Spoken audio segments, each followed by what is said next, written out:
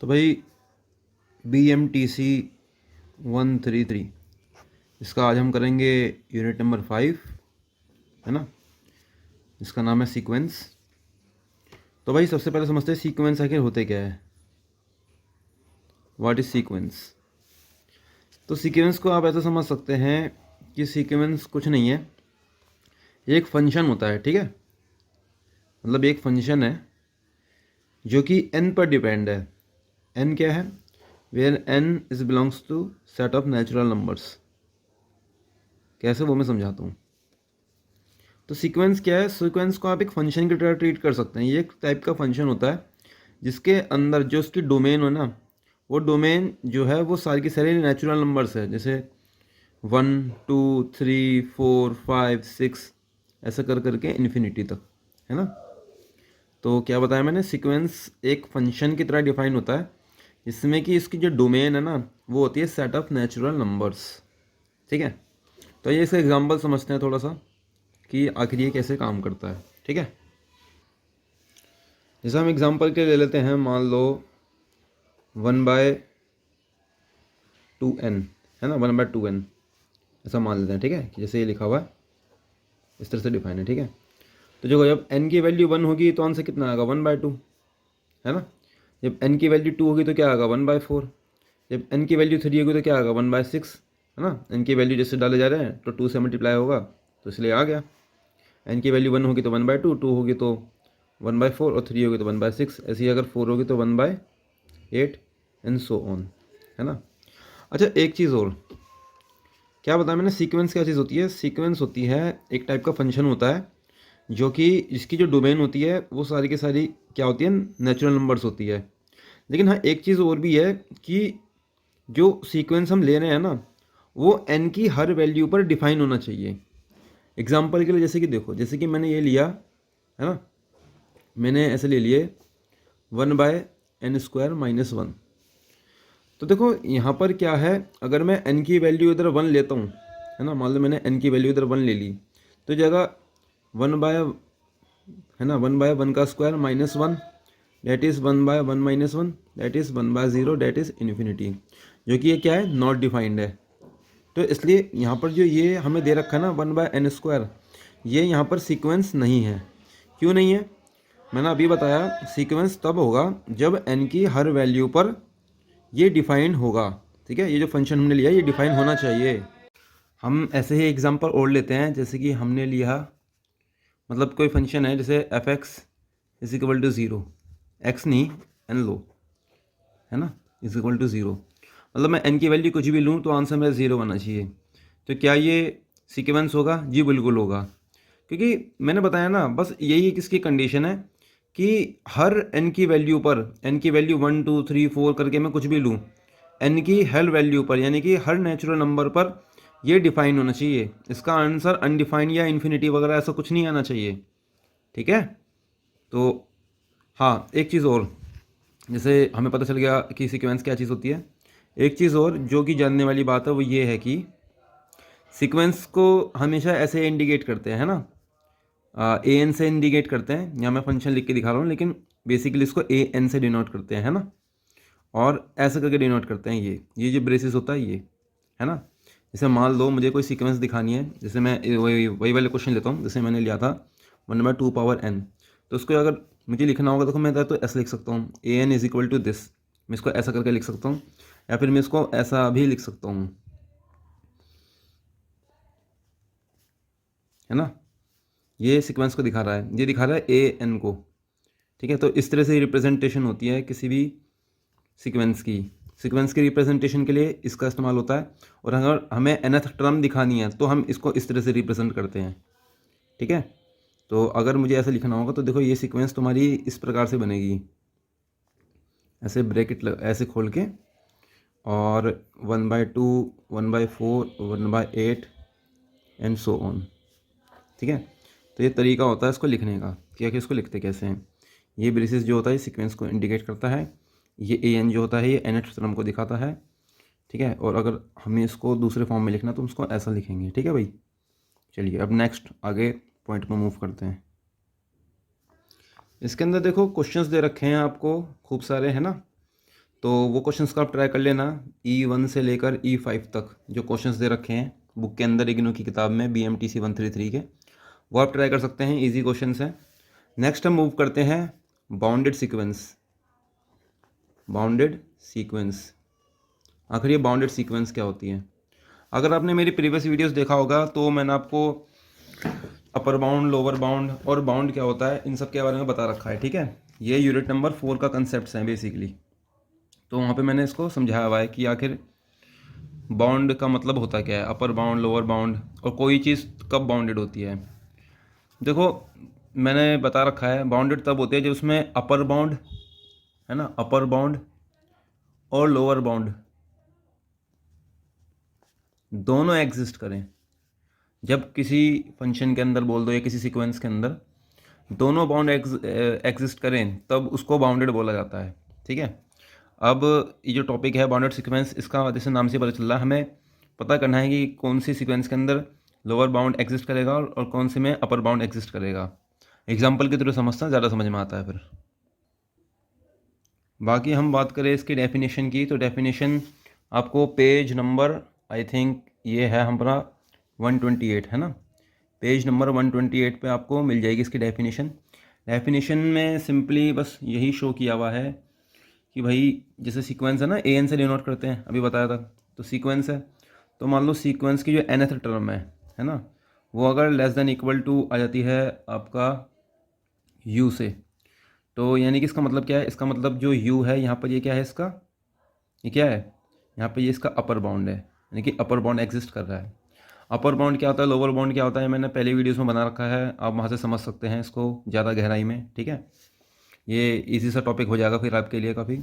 और सिमिलरली अगर AN है और अगर ये किसी से बड़ा या इक्वल है ना, ऐसे नोट करते हैं, तो इस L जो ये जो नंबर होगा इसको बोलेंगे लोअर बाउंड, है ना।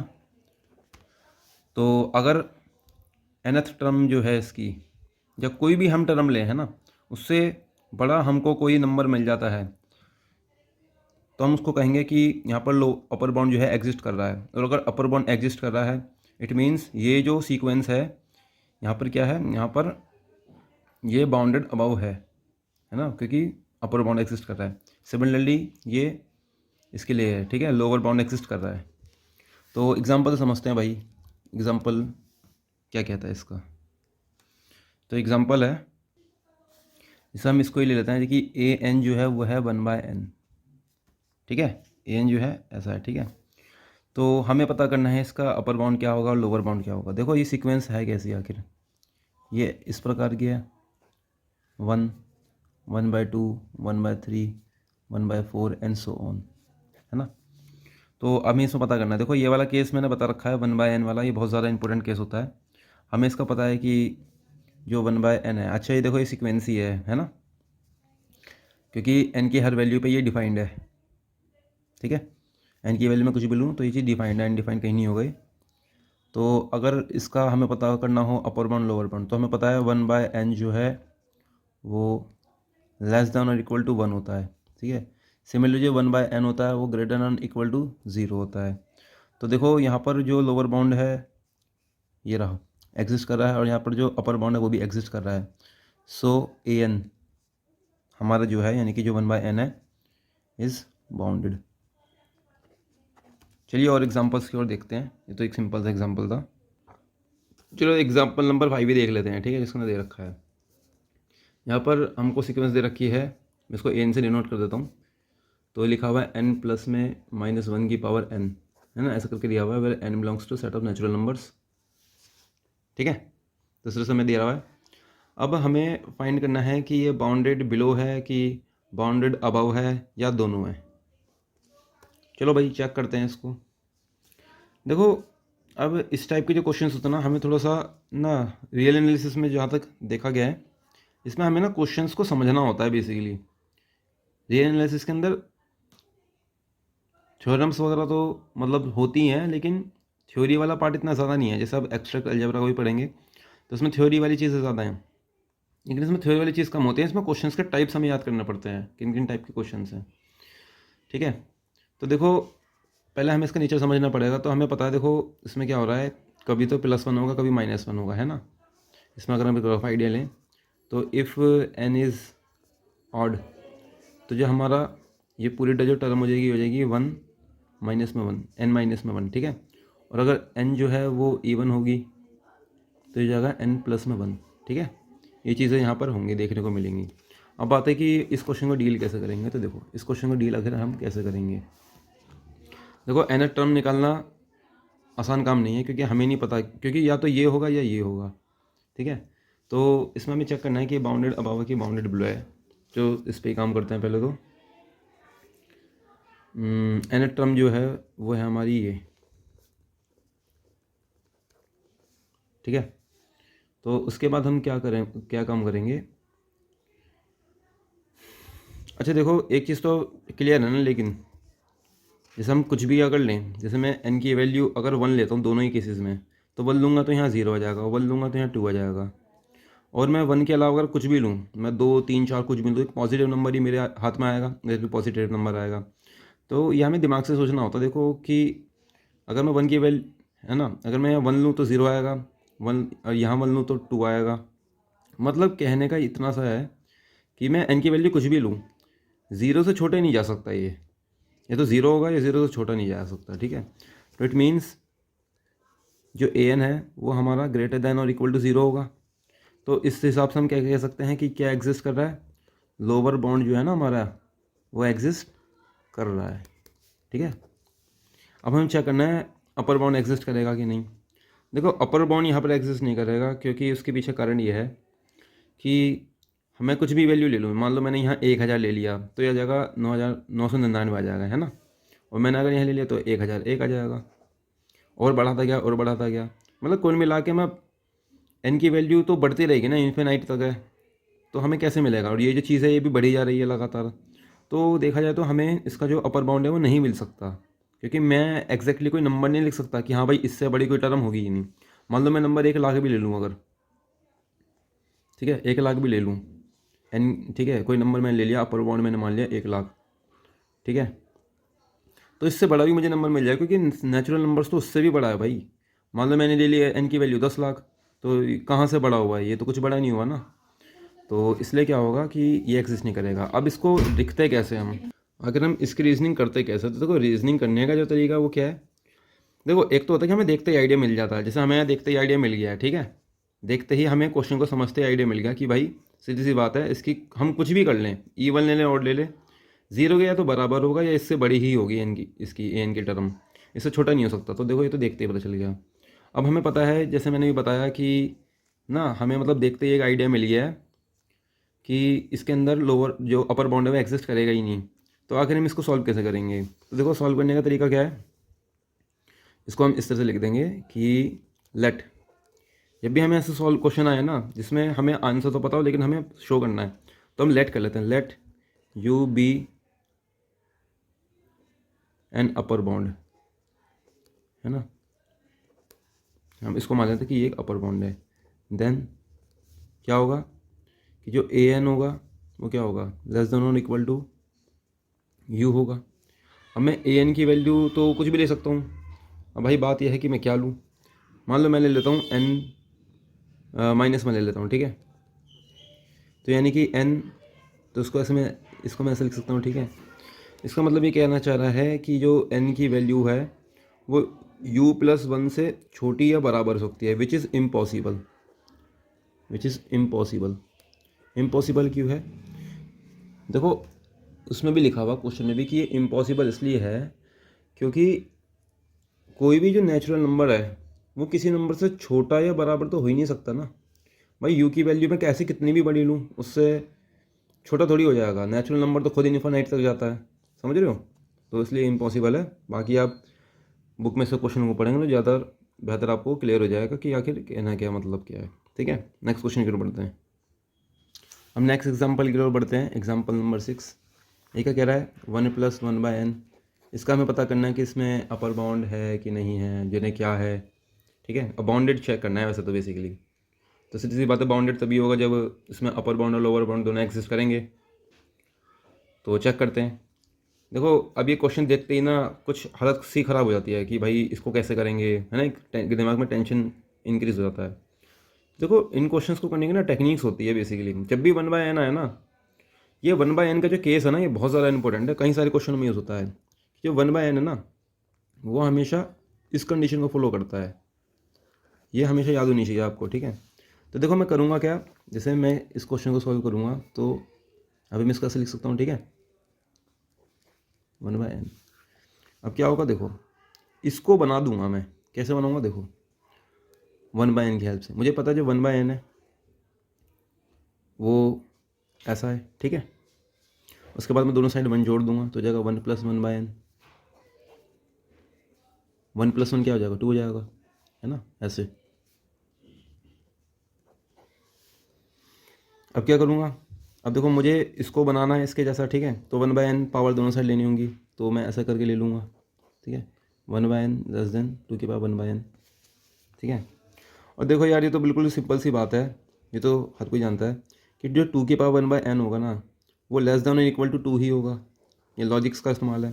तो इट मीन्स 1/1 + n जो है <2 होगा, ठीक है ना, क्योंकि ऐसा है, ठीक है। तो मिल गया ना, तो हमें मिल गया ना कि नहीं मिल गया, हमें मिल गया, क्या मिल गया, ये क्या है, ये क्या है, ये है इसका अपर बाउंड। तो अपर बाउंड मिल तो गया। हाँ, तो इसका मतलब क्या है कि ये बाउंडेड अबव है, इट इज़ बाउंडेड अबव, ठीक है। तो देख सकते हो, तो मैंने बताया ना, इसमें क्या है, थ्योरी वाली पार्ट तो ईजी होती है, वो तो आ जाती है समझ में। क्वेश्चंस का हमें थोड़ा सा आइडिया लगाना पड़ता है। तो जैसे ये क्वेश्चन है, तो देखो ये कितनी सिंपल तरीके से यहाँ हो गया है, ठीक है। इसमें हमने क्या काम करा, क्वेश्चन था, देखो जैसे ही 1/n है ना, दिमाग चलाना चाहिए 1/n को देखते ही, जैसे ही हिंट लगना चाहिए कि भाई इससे कुछ लेना देना है। तो मैंने क्या काम करा, मैंने सिंपली इस वाली चीज़ का यहाँ इस्तेमाल किया और इस वाली चीज़ की मदद से ही क्वेश्चन ही बना डाला और इसको यहाँ पर दिखा दिया, देखो ऐसे करके, ठीक है। अब मैं देखो, अब जैसे मैंने इस वाले पार्ट की हेल्प से अपर बाउंड निकाल दिया, ऐसे में इधर वाला जो पार्ट है ये वाला, इसकी मदद से मैं लोअर बाउंड निकाल दूंगा, कैसे वो देखते हैं। हमें ये चीज़ पता है, ठीक है भाई। दोनों साइड 1 जोड़ देता हूँ तो जगह 1 + 0, है ना, क्योंकि हम चालाक लोग हैं, ठीक है। तो देखो ये जगह 1 + 1/n। अब देखो मुझे बनाना क्या है, मुझे तो ये चीज़ बनानी है, तो मैं दोनों साइड पावर 1/n ले लूँगा, तो 1 की पावर 1/n ले लूँगा बोथ साइड, है ना। देखो ये क्वेश्चन बन गया हमारा। अच्छा हमें तो पता ही है यार, देखो 1 की पावर कुछ भी लेते हैं तो 1 ही आता है, ठीक है भाई।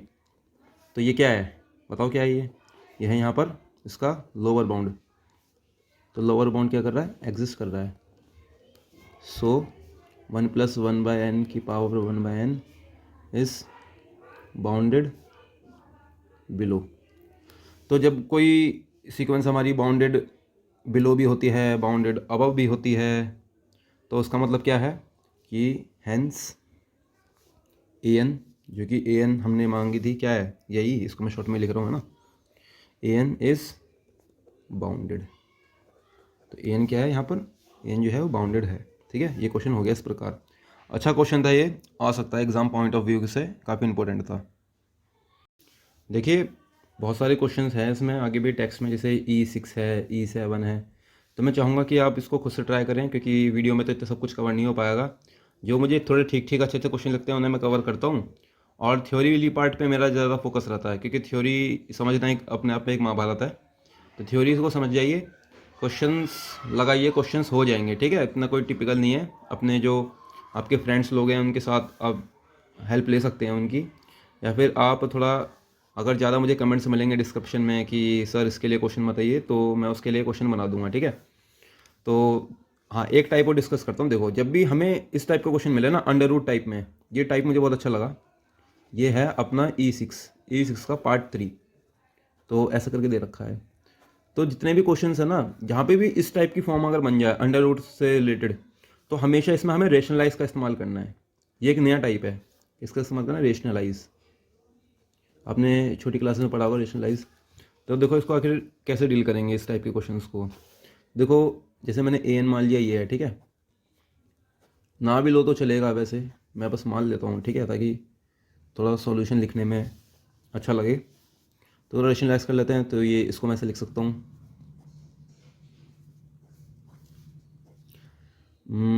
अंडर रूट, ठीक है, प्लस लगा दूंगा n + 1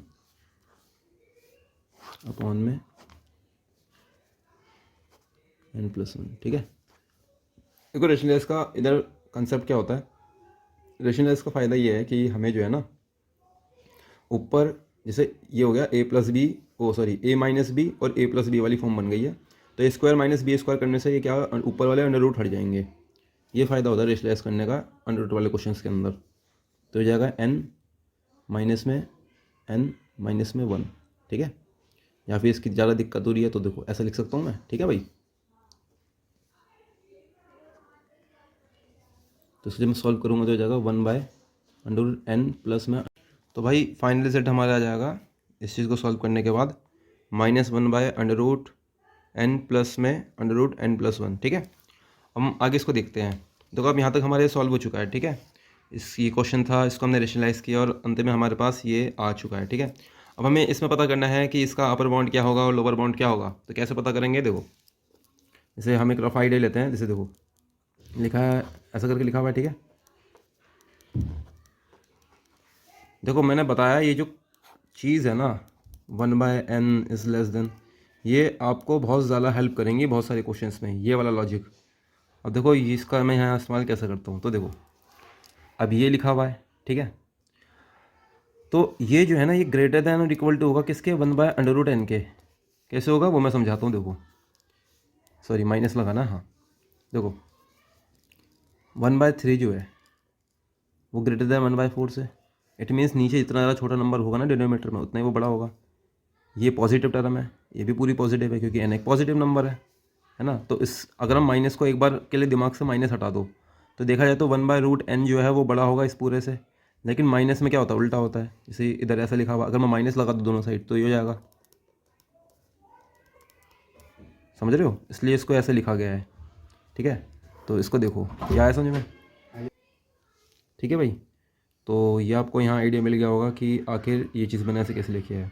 अब बात है कि इससे मैं लोअर बाउंड निकालेंगे कैसे। तो देखो ये चीज़ ऐसे लिखी हुई है, अगर मैं इधर अंडर रूट ले लूँ ऑल साइड्स तो क्या हो जाएगा, ऐसा हो जाएगा ये, क्योंकि अंडर रूट ऑफ 0 तो 0 ही होता है ना। इसको मैं ऐसे लिख सकता हूँ 1/n √1। तो √1 का भी सीधी सी बात है 1 ही होता है, तो उसको मैं ऐसे लिख सकता हूँ √n, है ना। अब देखो अब देखो इस वाली टर्म को मैं लेता हूँ, इट मीन्स 1/√n है <=1 है, हाँ कि नहीं, ठीक है। अगर मैं माइनस ले लूँगा दोनों साइड में माइनस से मल्टीप्लाई कर दूँ तो क्या हो जाएगा, साइन चेंज हो जाएंगे। जैसे यहाँ पर हो गया है ना, यहाँ पे भी तो माइनस से मल्टीप्लाई किया दोनों साइड, देखो साइन चेंज हो गया। सिमिलरली इधर भी क्या होगा कि ना -1/√n will be greater than equal to -1, ठीक है। अब देखो इस वाले पार्ट को एक साइड रखते हैं। तो देखो ये वाली चीज़ मैंने लिख दी थी जो कि करेक्ट है, तो इसी में मैं आगे क्या लिख दूँगा, इसी में आगे लिखूँगा ये वाली चीज़, ठीक है। जो देखो ऐसे,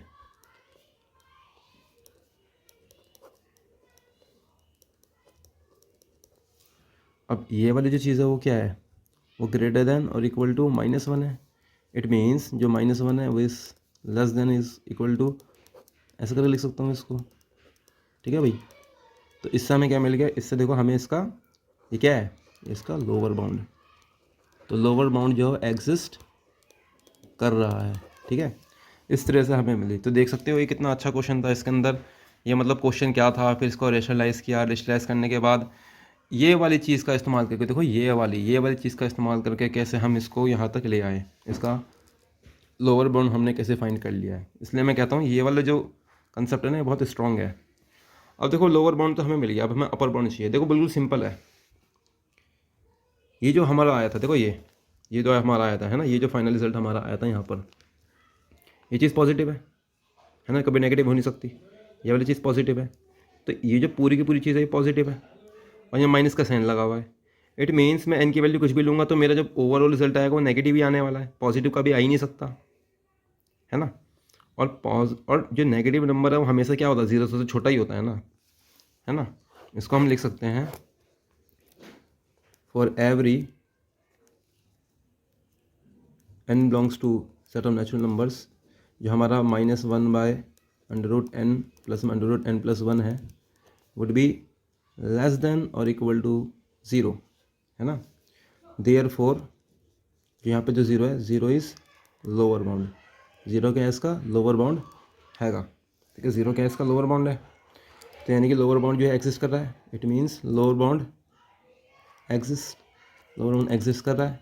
और क्योंकि इसके अंदर का सॉरी लोअर बाउंड बोल दिया मैंने, अपर बाउंड, अपर बाउंड है ना, अपर बाउंड बोलेंगे, अपर बाउंड एग्जिस्ट ना, अपर बाउंड एग्जिस्ट कर रहा है। तो देखो लोअर बाउंड भी एग्जिस्ट कर रहा है, अपर बाउंड भी एग्जिस्ट कर रहा है, तो इसलिए ये जो पूरी की पूरी सीक्वेंस है ये क्या हुई, ये बाउंडेड है, ठीक है, ये बाउंडेड है। अब मैं बताता हूँ बुक में कैसे दे रखा है इन्होंने। तो जैसे कि आप देख सकते हैं बुक के अंदर इसने सिंपली करके ये क्वेश्चन को रेशनलाइज किया है, उसके बाद डायरेक्ट आंसर इन्होंने लिख दिया है, ठीक है। और इसके बाद लिख दिया विच लाइज बिटवीन -1 एंड 0। अब बच्चा चाहे अपनी खोपड़ी खोजा रह जाए कि आखिर ये -1 और 0 आखिर आया कैसे, इन लोगों को पता कैसे चला। तो ये एक बहुत बड़ा डिफेक्ट है इग्नू की किताब के अंदर। यहाँ पे जो आंसर लिख रहे हैं वो ये लोग डायरेक्ट लिख देते हैं, बच्चा परेशान हो जाता है कि भाई आखिर ये चीज़ आखिर आई तो आई कैसे, ठीक है।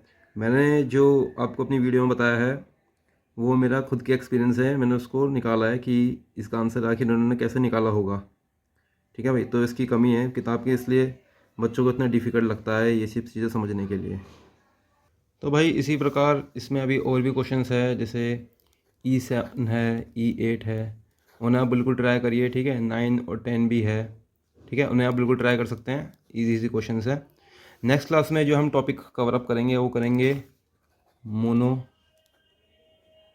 सीक्वेंस, है ना। तो वेट करिए उस वीडियो का आने का भी, तब तक इसे देखिए और क्वेश्चंस को अटेम्प्ट करिए। Thank you.